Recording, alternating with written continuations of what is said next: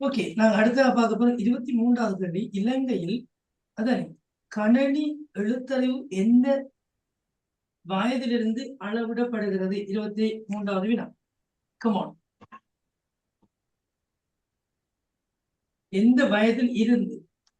5 வயதில் இருந்தா, 4 வயதில் இருந்தா, 14 வயதில் இருந்தா, 14 வயது? 14. 14. வேறு விடயம்?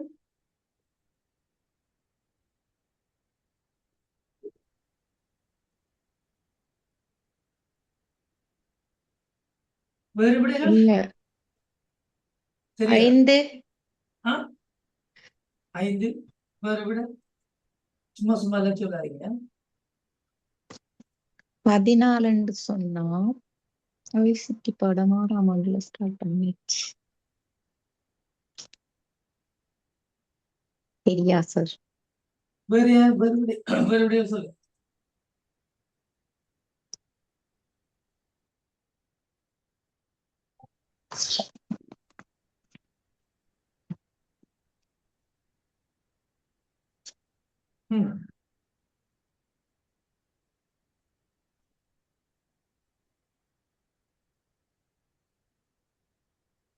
வேறு விடயம்?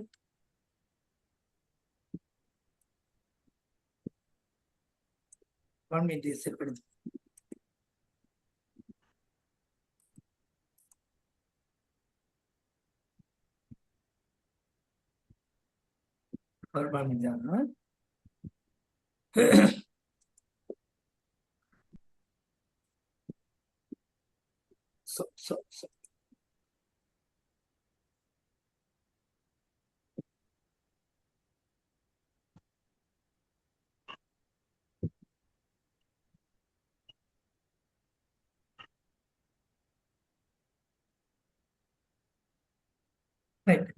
இலங்கையில இந்த இந்த இந்த கணக்கெடுப்பு செய்யற நிறுவனம் எதுன்னு கேட்டால் உங்களுக்கு தெரியும்.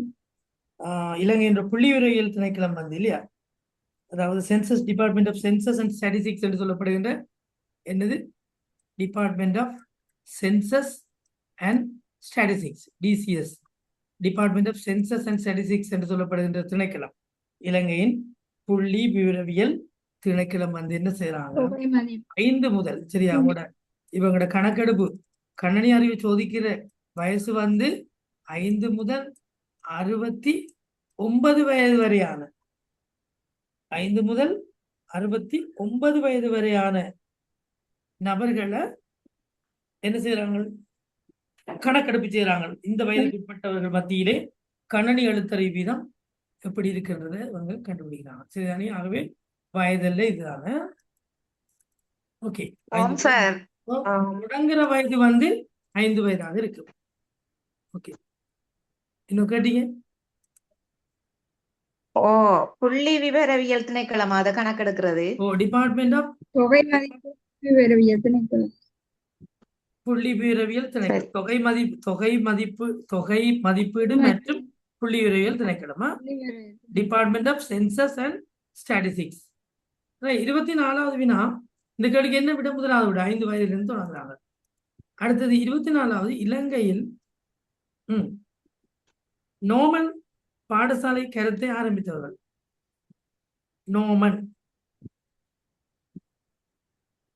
நோமன் பாடசாலை என்ற என்ன?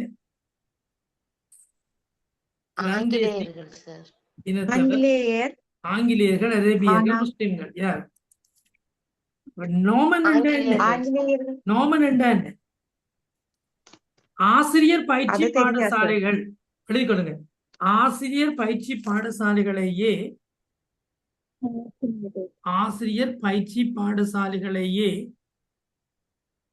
நோமன்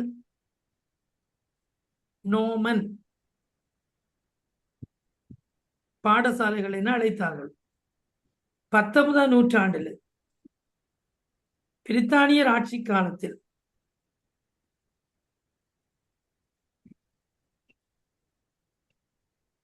முதலாக ஆசிரியர் பயிற்சி கொள்கை ஸ்தாபிக்கப்பட்டது.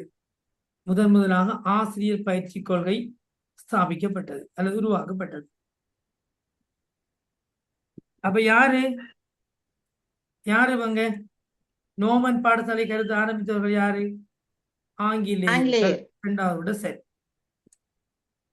25வது வினா சரியா? 25வது வினா ஸ்கிரீன் ஷேர் பண்ணப்படி இருக்குது இல்லையா? ஓம் சார். ஓகே.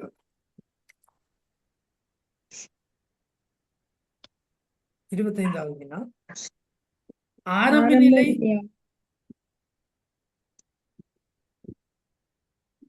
ஆரம்ப நிலை ஆசிரியர்களின் தகுதிகான் பருவம் எத்தனை ஆண்டுகள்? Come on.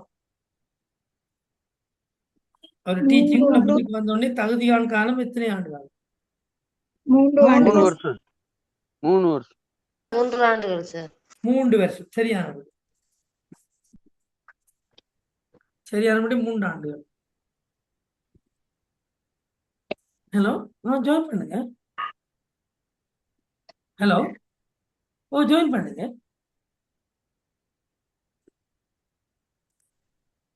ஓகே. அப்ப ஆரம்ப நிலை ஆசிரியர்களின் தகுதிகான் பருவம் எத்தனை ஆண்டுகள்? 3 ஆண்டுகள். இது இலங்கையினுடைய ஆசிரியர் சேவை பிரமாண குறிப்பில வந்து என்ன ஒரு ஆசிரியர் நியமனம் பெற்றதிலிருந்து 3 ஆண்டுகள் என்ன தகுதிகான் பருவம் என்று சொல்லி குறிப்பிடப்பட்டிருக்கு இல்லையா?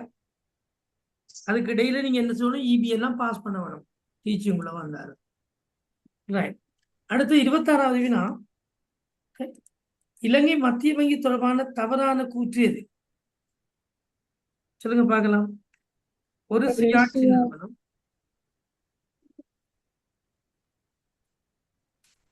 பண விநியோகத்தை கட்டுப்படுத்துகிறது. முதலாவது விட சார். சௌபாக்கியா முதலாவது சுட்டியை விட. அறிமுகப்படுத்துகிறது. அடுத்தது நாட்டின் நிதி மேலாண்மை அதிகாரம் கொண்ட ஒரு நிறுவனம். இதுல எது சரி? சொல்லிக் கொண்டு போங்க பார்க்கலாம். முதலாவது. முதலாவது எங்களுக்கு வடிவா முதலாவது தெரியுது. மட்டும் முதலாவது பிள்ளை சரி என்ன? சார், மற்றது சரி என்னோட. பண விநியோகம், மற்றது நாட்டின் நிதி. அப்ப இதான் விட என்ன? சரி. சௌபாக்கியா அதாவது சுட்டியை. யா நாட்டின் சுயாதீன நிறுவனம், பண விநியோகம் மற்றும் நாட்டின் நிதி முகாமைத்துவத்தை கட்டுப்படுத்த பொறுப்பாக இருக்கின்ற ஒரு நிறுவனம். சரியானே? அது சௌபாக்கியான்றது வந்து ஒரு அபிவிருத்தி திட்டம் என்றபடியா அது அரச வங்கிகளுக்கும் அல்லது குறிப்பிட்ட அபிவிருத்தி அமைச்சுக்களுக்கும் தான் அந்த சௌபாக்கிய வேலை திட்டம் அதன் கீழ் தான் நடைமுறைப்படுத்தப்படுகிறது ஒழிய சென்ட்ரல் பேங்க் ஊடாக இல்லை. விளங்குதா? சௌபாக்கியா சுட்டி என்றது வந்து ஆரோக்கியமான வாழ்க்கை, வளமான வாழ்க்கை, இது மக்களுடைய வாழ்க்கை நிலைமையை பற்றிய சுட்டி. அதை அதிகரிக்கிறதுக்கான வேலை திட்டங்கள் வந்து வங்கிகளுக்கூடாகவும் அபிவிருத்தி அமைச்சுகளினூடாகவும் தான் மேற்கொள்ளப்படுகிறது. அது இலங்கையினுடைய மத்திய வங்கி கூடாக இல்லை. அடுத்தது பார்ப்போம்னாங்க இலங்கையில் ட்ரோன் விமானம் உங்களுக்கு தெரிந்த இப்ப இந்த அண்மை காலத்தில் நடைபெறுகின்ற இந்த கல்ஃப் கண்ட்ரி மற்றும் ஈரான், அமெரிக்கா, இஸ்ரேல் இந்த பிரச்சனைகள் எல்லாம் கூட வந்து ட்ரோன் கேமரா வந்து பயன்படுத்தப்படுகிறது. ட்ரோன் விமானம். ஸோ இலங்கையில ட்ரோன் விமான பயன்பாடு தொடர்பான சட்ட விதிகளை தயாரிக்கும் நிறுவனம் எது? ஊடகம் வச்சு முதலாவது, இரண்டாவது, மூன்றாவது. மூன்றாவது விட சார். இலங்கை சிவில் விமான போக்குவரத்து அதிகார சபை CAASL என்று சொல்லப்படுகின்ற civil aviation authority of Sri Lanka. CAASL Ilangai civil விமான போக்குவரத்து அதிகார சபை 2010ஆம் ஆண்டின் 14ஆம் இலக்க சிவில் விமான போக்குவரத்து சட்டத்தின் கீழ் இந்த ஒழுங்குமுறைகள் வகுக்கப்பட்டிருக்கிறது. 2010ஆம் ஆண்டுல சரி, இலங்கையில 2010ஆம் ஆண்டு நோட் பண்ணிக்கொள்ளுங்க. சிவில் விமான போக்குவரத்து சட்டத்தின் கீழ் வந்து 14ஆம் இலக்கு சட்டம் 2010ஆம் ஆண்டு 14ஆம் இலக்கு சட்டத்தின் கீழ் வகுக்கப்பட்டிருக்கிறது. ரைட். அடுத்தது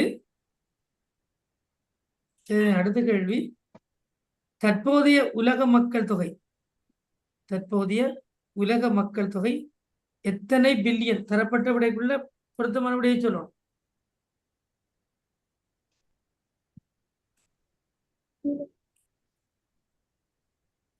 சொல்லுங்க.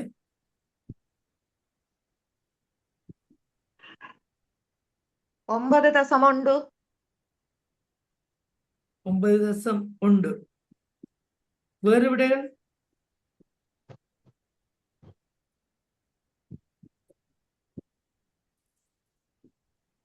வேறு விடைகள்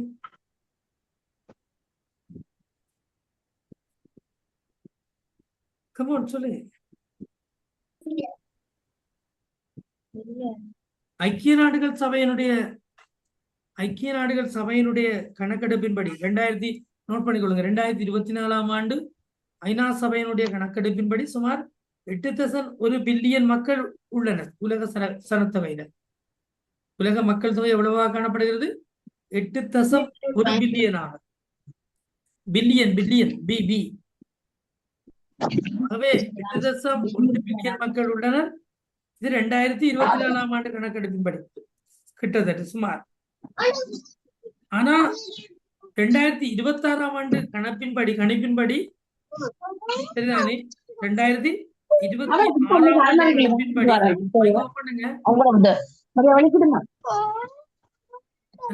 மைக்கை சுவிட்ச் ஆஃப் பண்ணுங்க.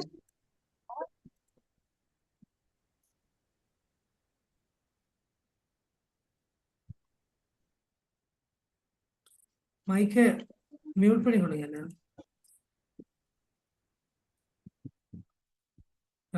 தேவையான பொழுது கதைங்க ஆன் பண்ணி அன்மியூட் பண்ணி இப்போ மீட் பண்ணி வச்சுக்கணும். ஓகே, இப்ப 2024 ஆண்டு ஐநா சபையினுடைய கணக்கெடுப்பின்படி கிட்டத்தட்ட சுமார் 8.1 பில்லியன் மக்கள் தொகையை கடந்திருக்கிறாங்க.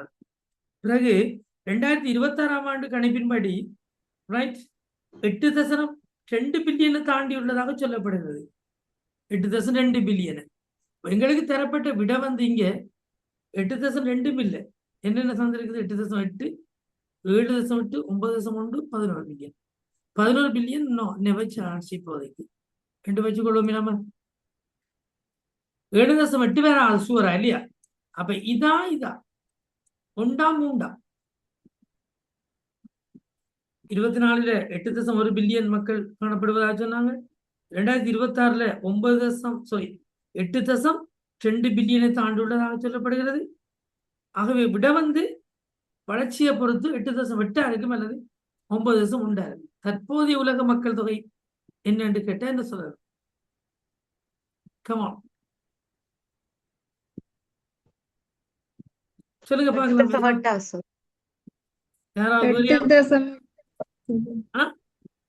9.1 9.1 8.8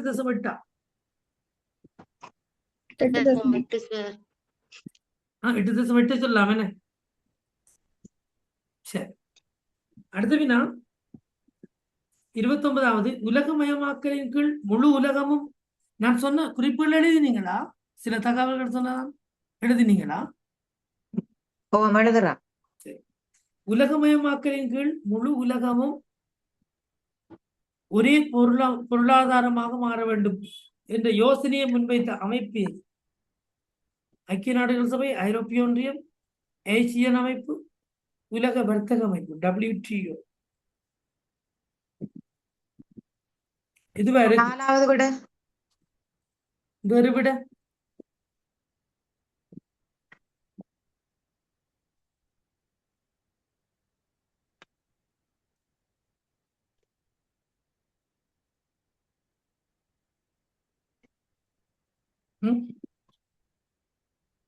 ஏன் அப்படி ஒரு எண்ணக்கரு வந்தது? நாடுகளுக்கு இடையிலான வர்த்தக தடைகளை நீக்கி இல்லையா? இப்ப எண்ணெய் கப்பலை கொண்டு வரையிலாது ஆமோஸ் நீரிணையால உங்களுக்கு தெரியும் தானே? இப்ப நடக்கிற பிரச்சனையால கணக்க முடக்கம் வரும் பொருளாதார ரீதியா. நாடுகளுக்கு இடையிலான வர்த்தக தடைகளை நீக்கி தடையற்ற உலகளாவிய சந்தையை உருவாக்குவதுதான் நோக்கம். இந்த நோக்கம், இந்த எண்ணக்கரை கொண்டு வரப்பட்டதன் காரணம் என்ன? அதாவது உலகமயமாக்கலின் கீழே முழு உலகமும் ஒரே பொருளாதாரமாக மாற வேண்டும் என்ற யோசனையை முன்வைத்த அமைப்பு இதென்றால் கேட்டவங்க. சரி, இந்த யோசனை ஏன் வந்தது என்று கேட்டா, நாடுகளுக்கு இடையிலான வர்த்தக தடைகளை நீக்கி தடையற்ற செய்தானே தடையற்ற உலகளாவிய சந்தையை உருவாக்குவதே இதன் நோக்கமாக இருந்தது. விளங்குகிறார். ஆகவே இதை சொன்ன இந்த கருத்து முன்வைச்ச அமைப்பு 4வது WTO, வேர்ல்ட் ட்ரேட் ஆர்கனைசேஷன். இதனுடைய பிரதான இலக்கும் அதுதான். விளங்குதோ?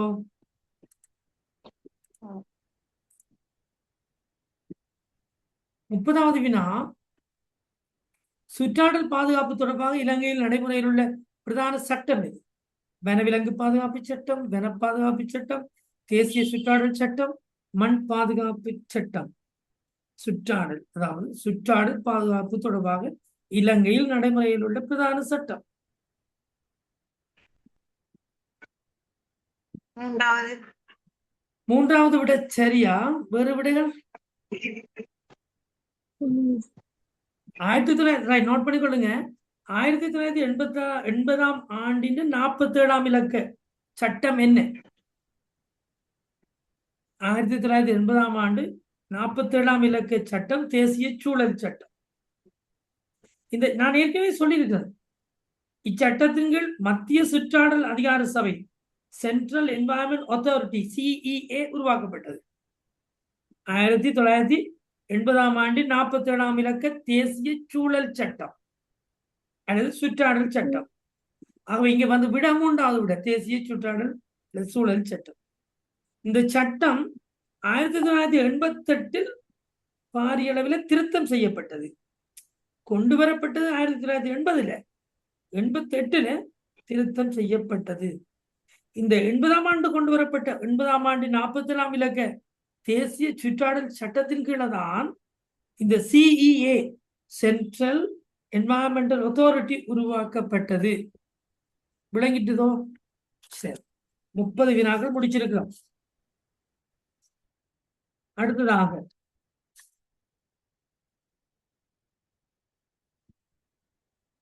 சரி, 30க்கு எத்தனை பாப்போம், போடுங்க பார்க்கலாம் சட்டில. 30க்கு எத்தனை சரியல்? கோடடிக்கிற விடையில 30க்கு எத்தனை சரி பார்க்கலாம். போடுங்க, chat பாக்ஸ்ல போடுங்க.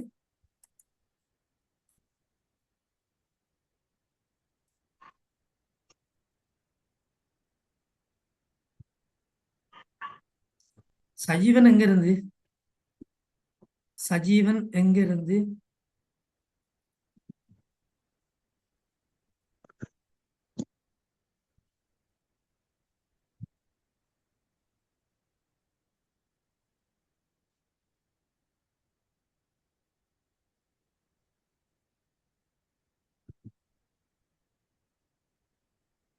Okay, very good.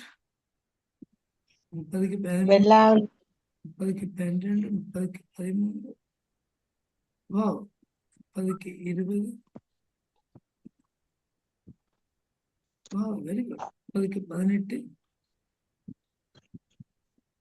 30க்கு 12,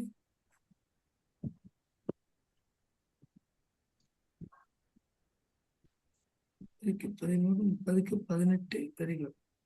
30க்கு 20, 30க்கு 12, 30க்கு 16. சொல்லுங்க.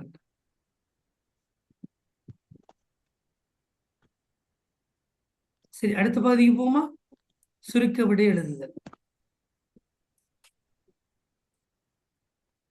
இலங்கையில் மொத்த உள்நாட்டு உற்பத்தியில் GDP, gross democratic product. GDP என்றான gross democratic product. கல்விக்காக ஒதுக்கப்படும் தொகை எவ்வளவு? 36 வினா. நான் சொல்லி தந்தேன், சொல்லுங்க பார்க்கலாம். 1.9 2.4 4 2.4 04 வீதம். சரி, 1.9 தொடக்கம் 1 தொடக்கம் 2 இல்ல, 1.9 தொடக்கம் 2.22, 2.2 உண்மையா? ஆனா இந்த ஆண்டு கேட்டுக்கொள்ளுங்க முடிவா, ரைட். 1.9 இது இந்த ஆண்டா சார்? தொடக்கம் 2.2 தான் இவ்வாண்டுக்குரியதா சார் இது? கேளுங்க, 1.9 தொடக்கம் 2.2 வரைக்கும் தான் பொதுவாக ஒதுக்கப்படுவது. இந்த ஆண்டு 2 சரியா 2.04, 2.04.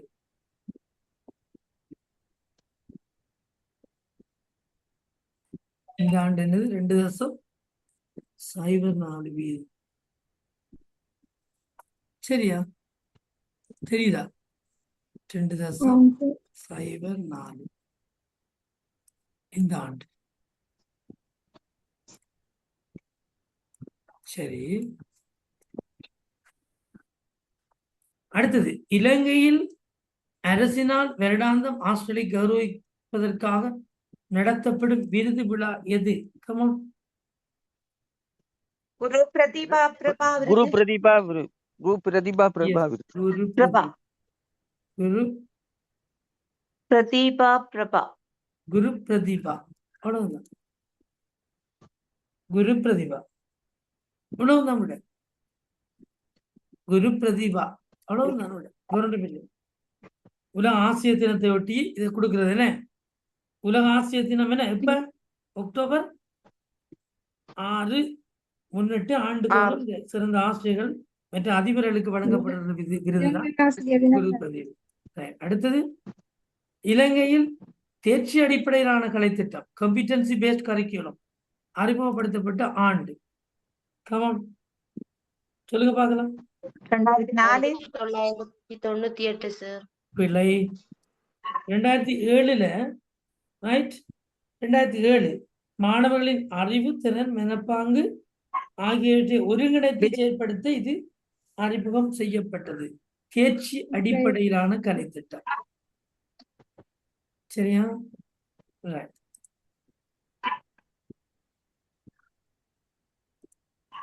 அடுத்தது சர்வதேச அடுத்தது சர்வதேச கல்வி தினம் எப்போது? ஜனவரி 24 சர்வதேச கல்வி தினம் யாராவது?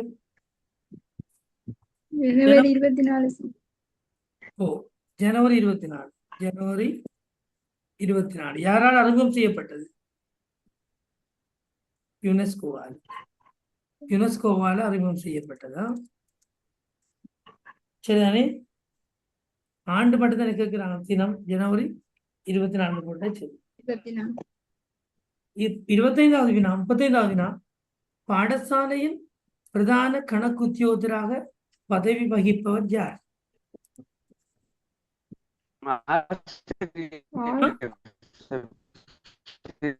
ஆசிரியர் எஸ்டிசி ஆசிரியர் ஒரு ஆள் எஸ்டிசி சொல்லுங்கப்பா. ம்? ஒரு ஆசிரியர் பாடசாலை பிரதான ஆசிரியர் உத்தியோகத்தராக அதிபர். பதவி. ஆசிரியர், ஆசிரியர் ஆசிரியர் அதிபர், அதிபர். பாடசாலை அபிவிருத்தி சங்க பொருளாளர். ட்ரெஷரர் பிரின்சிபலுக்காகத்தான் அவங்களே ஒழிய அவங்க பிரதான கணக்காளராக இருக்க முடியாது. பிரின்சிபல் தான் இதுக்கு தெரியும். பிரின்சிபல் அதிபர். விளங்கிட்டுதோ? அவங்க பிரின்சிபலுக்கு sir. கணக்கு வேலைகளை செய்து கொடுக்கறது தான் இருப்பாங்களே ஒழிய பொறுப்பான ஓ. கணக்கு உத்தியோகத்தரான்னு கேட்டா பாடசாலை அதிபர். அதிபர். சரியா? வலயக்கல்வி அலுவலகத்துல வலயக்கல்வி அலுவலகம் சட்டி. பணிப்பாளர். வலய கல்வி பணிப்பாளர். அப்ப அக்கௌண்ட் என்னதுக்கு? அக்கௌண்டன்ட். அக்கௌண்டன்ட். கணக்காளர் கணக்காய் கணக்காளர். பிள்ளை ஜோனல் டைரக்டர். நீங்க முதல் சொன்ன விட சரி. பிரதான கணக்கீட்டு உத்தியோகத்தர் வந்து ஜோனல் டைரக்டர். கல்வி அமைச்சுக்கு அவங்களுக்கு அனுமதிட்டாங்க. கல்வி அமைச்சுக்கு பிரதான கணக்கீட்டு உத்தியோகத்தர் கல்வி அமைச்சின் செயல். Exactly correct. கல்வி அமைச்சின் செயலாளர். ஒரு மாகாண சபையின் கல்வி பிரிவுக்கு பொறுப்பான பிரதானியை பெயரிடுக. மாகாண சபையின் மாகாண கல்வி பணிப்பாளர். மாகாண கல்வி பணிப்பாளர் சரியான விடை. ப்ரொவின்சியல் மாகாண சபையின் செயலாளர். நோ, மாகாண கல்வி பணிப்பாளர். provincial director of education.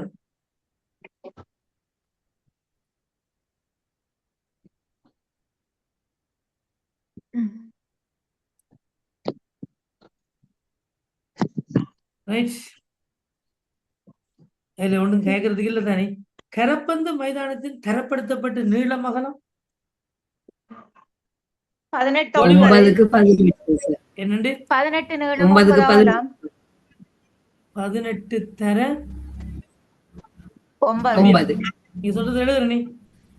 18 தர 9. 9. ஓகே, 18 தர 9. சரியான விட 18-9.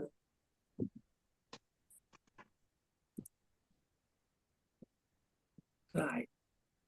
அடுத்தது ஹண்டையா எனும் சிறுவர் திரைப்படம் யாருடைய படைப்பு? 38வது. ஹண்டையா எனும் சிறுவர் படம் யாருடைய படைப்பு?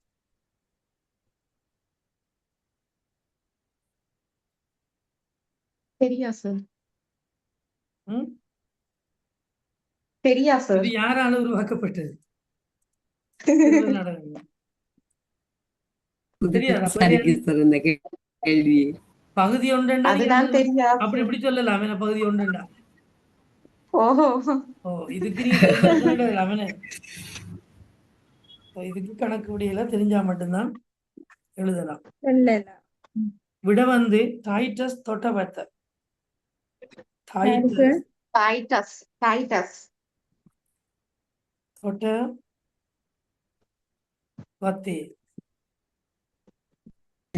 டைட்டஸ் தொட்டபெத்தே. தமிழ்ல எழுதுங்க. டைட்டஸ் தொட்டபெத்தே. இலங்கையில் நிறுவப்பட்ட அப்படித்தானே கடல்சார் பல்கலைக்கழகத்துக்கு உதவி வழங்கிய நாடு எது?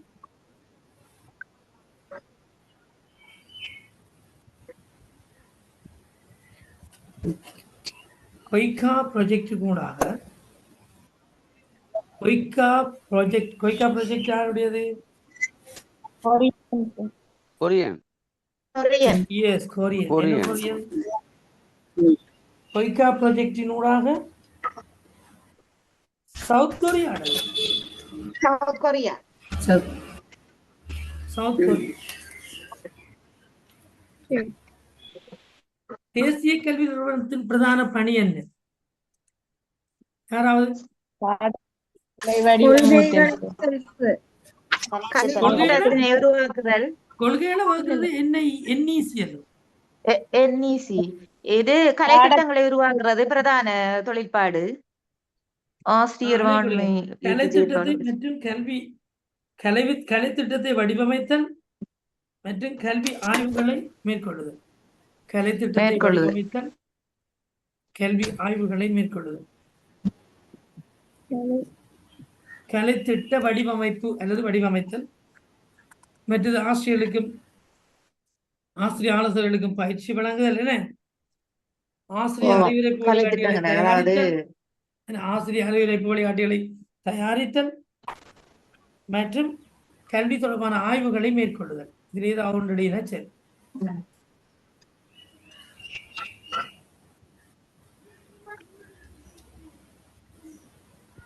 சரியா?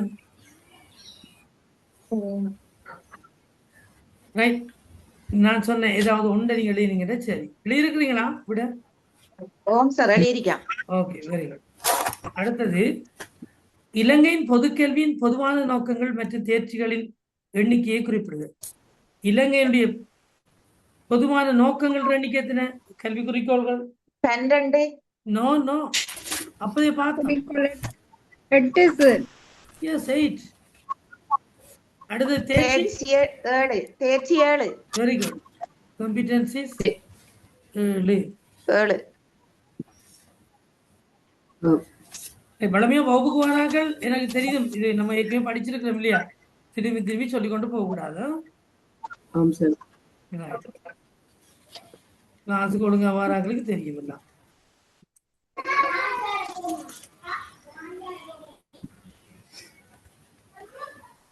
குழப்பம் வரக்கூடாது. 42வது வினா.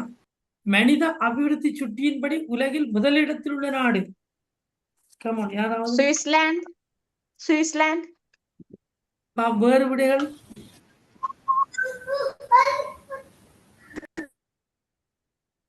Finland sir. வேறு யாரு?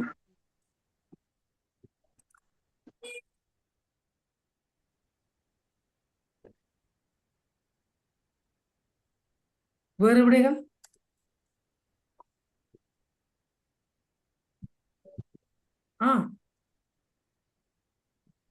சொல்லுங்க. என்ன விட தந்திருக்குது? தெரியல. நீங்க என்ன சொல்ல போறீங்க? விடை சுவிட்சர்லாந்து. சுவிட்சர்லாண்டா? ம்? எத்தனையாவது இடம்? 42. மனித அபிவிருத்தி ஆ, சுட்டியில் முதலிடத்தில் உள்ள நாடு சொல்லுங்க. நீ சொல்ற விட பிள்ளை வேற வேற விடைகள்? Netherlands sir. நெதர்லாந்து வேற?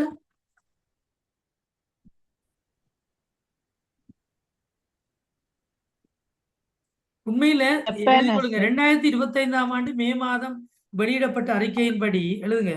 2025ஆம் ஆண்டு மே மாதம் வெளியிடப்பட்ட அறிக்கையின்படி, சரியா? அறிக்கையின்படி நான் சொல்ற இந்த ஆர்டர் உங்களுக்கு சரியா வரும். மனித அபிவிருத்தி சுட்டனுக்கான ஆர்டர்ல. ரைட்.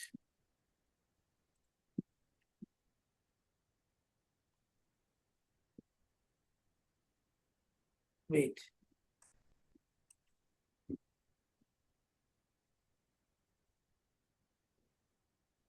உண்டு. சரியா? ஒன்று எழுதி கொடுங்க. 2000 எத்தனாம் ஆண்டு எடுக்கப்பட்ட கணக்கெடுப்பு? கடைசியாக 25. 2025 எடுக்கப்பட்ட 25. கணக்கெடுப்பின்படி, 25. அதன்படி சொல்ல போனா 25ஆம் ஆண்டு 25ல எடுக்கப்பட்ட கணக்கெடுப்பின்படி மே மாதம் எடுக்கப்பட்டதா? சரிதானே? ஐஸ்லாந்து வந்து 0.972. அதனுடைய HDI ஹியூமன் டெவலப்மெண்ட் இண்டெக்ஸ் இருக்கு தானே, HDI வந்து 0.972. என்ன ஐஸ்லாந்து? ஐஸ்லாந்து வந்து இப்படி இருக்கு.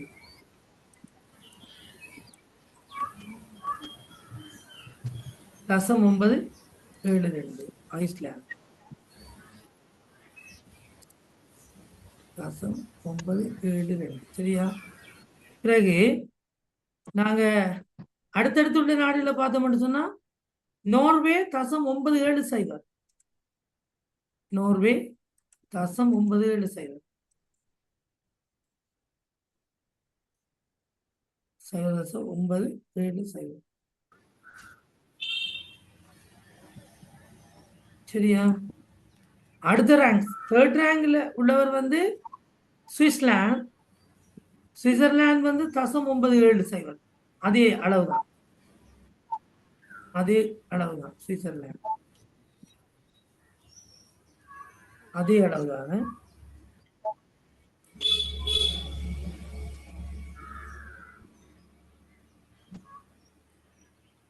சைவர் தசம் 970. 970. பிறகு 4வது ரேங்கில் உள்ள நாடு வந்து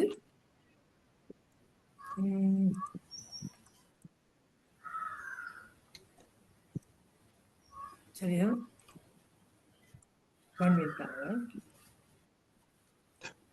4வது வந்து டென்மார்க் 0.962. 962. அயர்லாந்து வந்து அல்லது ஜெர்மனி ரெண்டும் வந்து 0.959. டென்மார்க் 0.962. இந்த மாதிரியான கேள்வி மாறும். அயர்லாந்தும் ஜெர்மனியும் 0.959. சரி, இலங்கை எத்தனையாவது இடத்துல நிக்குது சொல்லுங்க பார்க்கலாம். தெற்காசிய பிராந்தியத்தில் உயர் மனித அபிவிருத்தி பிரிவில் முன்னிலையில் உள்ள நாடு எது?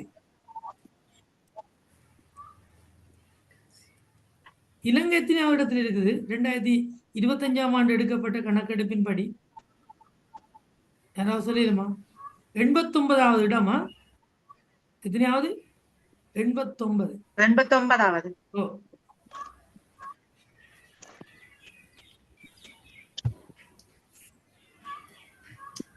சரியா? அதுல வந்து சீனா வந்து 78 இருக்குது. 78வது ரேங்க். இலங்கையின் இண்டெக்ஸ் என்னன்னு தெரியுமா யாருக்காவது? 89வது ரேங்க். ஆனா இப்ப 5வது ரேங்க் 6வது ரேங்க் 89வது இடத்துல இருக்கு இலங்கை. அதனுடைய இண்டெக்ஸ் HDI வந்து 0.776. பாருங்க, மனித வாழ்க்கையினுடைய அந்த மனித அபிவிருத்தி சுட்டம், சுகாதார நிலைமைகள், கல்வி நிலைமைகள், போஷாக்கு நிலைமைகள், வாழ்வாதார நிலைமைகள், இவற்றையெல்லாம் கருத்தில் கொண்டுதான் இந்த HTI வந்து கணிப்பிடப்படுகிறது. விளங்குதா? HTI கணிப்பிடப்படுவதற்கான கிரைட்டீரியா வந்து மிக முக்கியமா வந்து என்னது? ஒன்று வந்து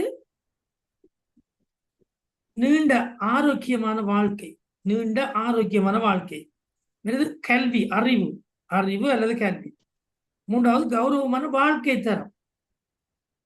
மூன்றும் மிக முக்கியமாக HTI தீர்மானிக்கிறதுல இருக்குது. ஒன்று, முதலாவது வந்து நீண்ட மற்றும் ஆரோக்கியமான வாழ்க்கை, அறிவு அல்லது கல்வி இரண்டாவது, மூன்றாவது கௌரவமான வாழ்க்கை தரம். தனிநபர் வருமானத்தை பொறுத்து தான் என்ன வாழ்க்கை தரம் அமையும். அப்ப இந்த மூன்றையும் வச்சுதான் நாங்கள் என்ன செய்யறோம்? HTI கணிப்பிடுறோம். விளங்குதோ? அந்த அடிப்படையில் இலங்கை வந்து 2025ஆம் ஆண்டு மே மாதம் 6ஆம் தேதியா எடுக்கப்பட்ட அந்த ரிப்போர்ட்டின் படி இலங்கை வந்து 89வது இடத்துல இருக்குது. அதனுடைய இண்டிகேட்டர் குறிகாட்டி வந்து 0.776 இருக்குது. சீனா 78வது இருக்குது. ரைட். பூட்டான் 125, இந்தியாவும் பங்களாதேஷும் 130, நேபாள் 145, பாகிஸ்தான் 168 கடைசி. அதாவது தெற்காசிய பிராந்தியத்தில் இருக்கக்கூடிய லோ கண்ட்ரி. அது தவிர இப்படி நீங்க அந்த ஹாப்பினஸ் ரிப்போர்ட் இருக்குது, மகிழ்ச்சிகரமான வாழ்க்கையில வந்து இலங்கை வந்து 134வது இருக்கு. பின்லாந்து தான் முதலாவதுல இருக்குது. தொடர்ந்து பின்லாந்து வந்து 9வது வருஷமாக முதலாவது இடத்துல இருக்குது. இலங்கை வந்து 134வது இடத்துல இருக்குது. ஹாப்பியான வாழ்க்கை இல்லை, ஹெல்ப்பியான மகிழ்ச்சி சுட்டன் என்று சொல்றது ஹாப்பி இண்டெக்ஸ். இப்படி சில இதுகள் இருக்குது, பார்த்துக்கொள்ளுங்க. இந்த கேள்வியை பொறுத்தவரையில நான் வார விஷயத்துக்கு எங்கட கேள்வி என்ன சொல்லுங்க பார்க்கலாம். மனித அபிவிருத்தி சுட்டியின் படி முதலிடத்தில் உள்ள நாடு எது? சொல்லுங்க, எது? 42வது ஐஸ்லாந்து. ஐஸ்லாந்து. 43வது வினா பாருங்க. அப்ப இந்த 7 கேள்வி எங்களுக்கு பாருங்க. 43வது வினா 2024